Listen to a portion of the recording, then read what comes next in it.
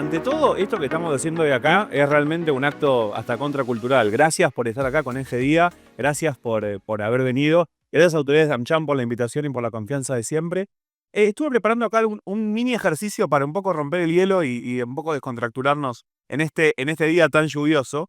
Entonces, ¿quién siente, levante la mano, que alguna vez lo escuchó el teléfono, alguna conversación, alguna interacción que estuvieron teniendo? Levante la mano, por favor.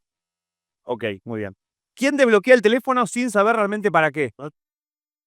Todo. ¿A cuántos el feed les recomendó algo que justamente estaban pensando sin entender muy bien por qué? Ok, a todos. ¿Quién dijo un episodio más y me duermo y terminó durmiéndose a las 4:30 de la mañana? En varios, un montón, ¿no? Ok. ¿Quién tiene un amigo con el que solamente se habla por reacciones? Por Reels de Instagram. Hay varios, ok, ahí la amistad ahí se preocupa. De eso un poco vamos a charlar en la presentación de hoy. Les voy a contar un poco acerca de mi último libro, que se llama El algoritmo, ¿quién decide por nosotros? Que un poco mezcla temas vinculados a amor, temas vinculados a amistad, temas vinculados a economía, temas vinculados a la forma de empezar a comprender los procesos, porque realmente estamos en un mundo donde la pregunta es qué tan libres somos realmente cuando muchas de las decisiones que nosotros terminamos tomando pasan atravesadas por algoritmos, que son algoritmos completamente dinámicos, personalizados, algoritmos que no terminamos de entender o de interpretar muy bien, y qué tan libres realmente somos y si estamos realmente decidiendo por nosotros o viviendo en un piloto automático en ese sentido. Y nosotros creemos que somos nosotros, pero al fin y al cabo hay toda una maquinaria y hay toda una cantidad de interfaces por detrás que alguien ya empezó a decidir por nosotros. Y eso empieza a mezclar las dos dimensiones que estamos viviendo nosotros, que es la dimensión de la Tierra, terrenal, física, y de la llamada de la nube, ¿no? Que hoy en día en la nube se lidera de alguna forma por 5 o 6 grandes corporaciones y la Tierra se lidera por los 196 y 197 países declarados según Naciones Unidas. Entonces, ¿de qué vamos a hablar hoy? Brevemente vamos a hablar de 3 grandes aspectos de nuestra vida cotidiana. Vamos a hablar de la vida privada, de la vida social y la vida laboral. Y un poco todo entremezcla la ansiedad, ¿no? Porque estamos en un momento con tanta impaciencia, con tanta fugacidad, en un mundo donde pensamos tanto en cada vez más parecidos a un lenguaje de programación, que la ansiedad hoy en día se está también mezclando. Ahora, entendamos qué es un algoritmo. Un algoritmo, por definición, la definición técnica es un conjunto de instrucciones para resolver un problema específico. Si yo tengo podríamos decir que es como una receta. Yo quiero hacer un cheesecake de limón o quiero hacer un budín. Yo tengo que seguir una cantidad de pasos determinados para llegar a ese resultado. Entonces, en el ámbito virtual, los algoritmos son cada vez más complejos, cada vez aprenden más de nosotros, y yo entiendo que la apreciación personal es que terminan funcionando como mediadores invisibles entre el dato y nuestra percepción de la realidad, constantemente. Y es curioso cómo una palabra tan técnica hoy en día se popularizó tanto en el vocabulario nuestro de todos los días, ¿no? Culpamos al algoritmo. No, el algoritmo no me está mostrando, el algoritmo no me quiere, el algoritmo me ama, el algoritmo me viralizó. Entonces, el algoritmo nos conoce mucho y es muy apetecible, es muy tentador, ¿no? Es muy conveniente y por eso también nos encierra, porque nos encierra para quedarnos en esa zona de confort tan apetecible, tan cómoda. ¿Vamos bien hasta acá? ¿Sí? Ok. Y muchas veces no nos termina informando, sino lo que hace es confirmar lo que ya creemos. Porque el objetivo detrás de cada algoritmo que usamos todos los días es la retención, es que no nos salgamos de la aplicación. La peor pesadilla de Tinder es que nosotros nos pongamos de novios. La peor pesadilla de Netflix es que nos vayamos a dormir. La peor pesadilla de Spotify es que nos enganchemos con un programa de radio, en ese sentido. Y eso va cambiando cada vez más. Eso en el ámbito virtual, pero empieza a cambiar muchas de las cosas y muchas veces lo que terminamos es endiosando o dándole un carácter hasta cuasi religioso a los algoritmos, dándole un carácter hasta casi supremo, porque no lo terminamos de comprender y porque empieza a cambiar radicalmente cómo empezamos a entender las cosas. Y yo siento que hoy en día estamos frente a 2 grandes cápsulas que estamos constantemente en esta decisión en forma permanente, ¿no? Una de la conveniencia algorítmica o la comodidad algorítmica y otra de la conciencia algorítmica. ¿Por qué nos cuesta ver tanto una película o una serie de 45 minutos, 1 hora sin ver el teléfono? Porque yo en 3 minutos puedo ver en TikTok, no sé, 6 videos de subastas de cartas Pokémon, puedo ver si la chica que me gusta me puso like en la historia o me contestó el mensaje, puedo ver si me recibí ese mensaje de laburo que estaba esperando, tan solo en 30 segundos. Entonces, la satisfacción, la conveniencia y la comodidad que me dan los algoritmos compite por mi atención y más sobre la conciencia. y más sobre el largo plazo. ¿Hoy es barato? Sí, es baratísimo hoy. Mañana no sé cuán caro va a ser eso. Entonces, los algoritmos empiezan a terminar funcionando como arquitectos invisibles de nuestras cosmovisiones y nuestra ideología. Empiezan a afectar la forma en las cuales entendemos la percepción de la realidad, entendemos cómo formamos una ideología puntual, una ideología política, empezamos a entender cómo hasta empezamos a entender las relaciones. Y yo me dedico mucho a hablar sobre vínculos, sobre lo que es vínculos a través de redes sociales. Y el amor, por ejemplo, sin lugar a dudas, se reconfiguró en ese siglo XXI producto de los algoritmos. Empieza a redefinirse. Si en el siglo XIX el concepto del amor era el concepto de me corto un brazo para demostrarte el amor, y en el siglo XX, cuando Harry conoció a Sally, o en películas como Casablanca, la historia del amor para toda la vida o la media naranja, empezó a entender el amor de una forma distinta. El siglo XXI empezó a reformular el amor, y nunca hubo tantas opciones para vincularnos, pero seguimos sintiéndonos muchas veces más solos, y más opciones no significa generalmente más conexión, literalmente.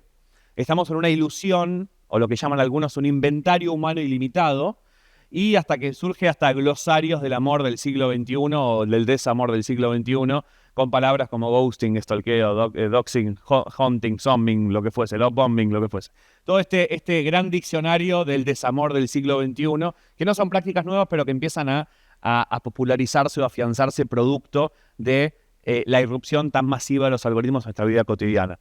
Y empiezan a haber un montón de realidades que empiezan a programar o desprogramar cómo entendemos el amor. Y llegaban casos como una artista española va a ser la primera mujer en casarse con una inteligencia artificial. El amor y el sexo con robots son una realidad inevitable. Son esas noticias de estos días. Un joven de 14 años se suicidó después de enamorarse de un chatbot de inteligencia artificial. Son novedades de hoy en día que empiezan Mi novia le pide consejos a ChatGPT y me molesta. La IA se vuelve terapeuta de parejas. Hay una estadística de junio del 2025 de una empresa de ciberseguridad que se llama McAfee, que McAfee dice que en el 2025 cerca del 20% de las parejas adultas en este 2025 le pidió a ChatGPT o un modelo de lenguaje que escriba un mensaje de ruptura amorosa o de seducción. Entonces, ¿hasta dónde estamos tercerizando los pensamientos y estamos delegando nuestro pensamiento? No estoy haciendo un juicio de valor sobre eso, pero es cosas que hoy en día empiezan a formar parte. Y también pasa con la amistad. La amistad con inteligencia artificial pretenden curar la soledad y algunas terminan en suicidio por esta dependencia tan grande que estamos generando. Es la pareja ideal. La tendencia entre las mujeres chinas es elegir como novio un programa de inteligencia artificial. Toda la tendencia de novios y novias con inteligencia artificial, porque obviamente nunca te va a discutir, nunca te va a decir que no, siempre te va a complacer. Es más, hay una gran crítica a los modelos de lenguaje, esto de ser demasiados complacientes o demasiado aduladores. Hubo una tendencia hace unos días en ChatGPT que yo le subí una foto recién despierto, todo despeinado, todo desastroso, y me decía, Joan, sos hermoso, podés con todo, a meterle con todo en el día. Entonces esa adulación permanente empieza también a cambiarnos. Y hay algo también de lo imperfecto, porque la tecnología va a un camino tan grande hacia la perfección, y todas estas cosas que estamos haciendo son muy imperfectas y requieren mucha humanidad. La humanidad es extremadamente imperfecta. Rápido sobre amistad. La amistad también se empezó a modificarse y hoy en día tenemos nuestros amigos que nos comunicamos solamente con Reels de Instagram, que el 80% no lo terminamos de ver, o le ponemos soy, somos o sos, ¿no? Como parte de las prácticas de la cultura digital de hoy en día. Entonces, tenemos una simulación de contacto permanente que empieza a reformular la forma de concebir la amistad. Y hoy en día la amistad termina filtrada por algoritmos. Yo tengo un amigo de toda la vida, de hace 15, 20 años, amigo de la secundaria, que los algoritmos de las redes sociales empiezan a no mostrármelo por X, por A, B, C, D, Z, lo que fuese, empieza ese vínculo a perder ponderancia en mi vida real. Entonces la amistad queda supeditada a la interacción y no a la intención real. Porque los algoritmos prefieren la cantidad y no la calidad. Si yo tengo un amigo que me manda 50 reels por día, para Instagram va a ser un mejor amigo, entre comillas, que un amigo con el que hablo mucho menos, aunque la calidad sea mejor. Es más, es interesante mismo la palabra reacción. La nomenclatura de las cosas no es menor. La reacción es una forma en que alguien o algo se comporta en un determinado estímulo. Pero una reacción es rápida, es decir, no quiero ni pensar. Quiero mandarte un fueguito, quiero mandarte un aplausito, pero es algo muy reactivo que no requiere esto del tiempo, de la palabra y de la pausa. En el entretenimiento pasa un poco lo mismo. Cuando vamos al mundo del ocio, El ocio también fue automatizado y hoy en día el aburrimiento se murió, ¿no? Entonces la pregunta es, ¿cómo se descansa de verdad en un sistema que nunca se detiene? Hace algunos 2 años más o menos, en un momento vos scrollabas en Instagram y te decía, no hay más novedades para mostrar. Entonces vos ibas una cantidad de cuentas y en un momento decía, che, no hay más, andate de acá, ya está. Hoy en día eso no existe más. Es más, siempre va a haber algún like nuevo, algún comentario nuevo, algún nuevo seguidor, lo que fuese, y te lo va a ir automatizando eso para que siempre sientas que hay algo nuevo por encontrar, ¿no? Y el algoritmo no quiere que vos disfrutes, quiere que vos te quedes. Y la atención es el producto que hoy en día nosotros estamos cotizando en el mundo del entretenimiento. Y es más, desconectarse hoy es un poco un acto de rebeldía, que es lo que estamos haciendo hoy acá. En el mundo del laburo pasa también, en el mundo de las formas de entender el trabajo pasa también, los algoritmos empiezan a funcionar como jefes. Hace algunos años hubo el caso de Uber fue uno de los casos más emblemáticos. Ustedes sabían que si se estaban quedando sin batería del teléfono celular y pedían un viaje que salía 1.000 pesos, te lo iba a cobrar 2.000 pesos porque te va a la desesperación de cargar el teléfono. Uber tuvo una causa judicial a nivel global por esto. La transparencia algorítmica es un gran signo de pregunta al respecto, pero empieza a mover y casos como, por ejemplo, de Amazon despidiendo personas en forma automática por decisión algorítmica, es decir, no por decisión humana. Hay un montón de cosas que acá están pasando en el mundo del laburo y empiezan a abrirse un montón de dilemas, un montón de debates en torno a cómo los algoritmos están reconfigurando el mercado laboral. Y empezando con evaluaciones, empezando con si uno, por ejemplo, el currículum no lo hace pasar por un detector de inteligencia artificial, va a quedar automáticamente filtrado, porque los reclutadores hoy en día filtran todo con IA. Entonces, si no cumplen ciertos parámetros, de alguna forma queda eso fuera del sistema. Porque, otra vez, los algoritmos prefieren la cantidad y no la calidad, en ese sentido. Y una cantidad de variables, de evaluación de trabajadores, etcétera. Entonces, terminamos trabajando para las métricas y no para las personas, porque el algoritmo le cuesta mucho distinguir calidad, ni proceso, ni aprendizaje. Solamente está midiendo output. Solamente mide cantidad de cosas entregadas en ese sentido. Y el algoritmo termina imponiendo ritmos y empieza a imponernos en nuestra vida cotidiana, incluso cuando no está dirigiendo. Y eso termina empezando a afectar nuestra forma de concebir las cosas, la impaciencia, la ansiedad que estamos viviendo generalizada. Y hoy un poco lo que no se mide no existe. Entonces, eso margina el costado todo humano del trabajo, yendo al lado del laburo. Hoy en las grandes corporaciones, hoy en día, uno puede saber cuántos mails se envían por día, cuánto tiempo está uno en Teams conectado en cada uno de los días. Hay empresas que hasta establecieron el tema de esta reunión tiene el costo de esta reunión es este, te lo transparenta. Entonces, eso empieza también a dar mucho que hablar en torno a cómo entendemos la forma del laburo. Y en la política pasa también, en la forma de entender la democracia pasa eso también, porque la democracia ya no solamente se juega en las urnas físicas, en las próximas elecciones que estamos viviendo, sino se juega en los feeds. Se juegan todas las interacciones que tenemos a diarios y los algoritmos terminan priorizando ciertos mensajes y ocultando otros, terminando radicalizándonos sin darnos cuenta. En las elecciones de Estados Unidos de hace muy poquito hay un estudio que es muy transparente que muestran que las cuentas demócratas y las cuentas republicanas no se comunicaban entre sí, eran como dos burbujas que no había ningún punto de contacto. Entonces, el otro día estaba hablando con mi mamá y mi mamá me dice, pero no entiendo, nadie está votando a una ideología política puntual, no, en tu algoritmo, porque es lo que estás viendo vos. Entonces, empieza a rediseñar el espacio cívico tal cual lo conocemos, los algoritmos. Empiezan a rediseñar las formas de interactuar tal cual las conocemos. Y esto, de alguna forma, empieza a dar muchas preguntas en torno al mundo de la política y también el mundo de la economía, donde ya no operamos en el mercado, sino que el mercado opera sobre nosotros.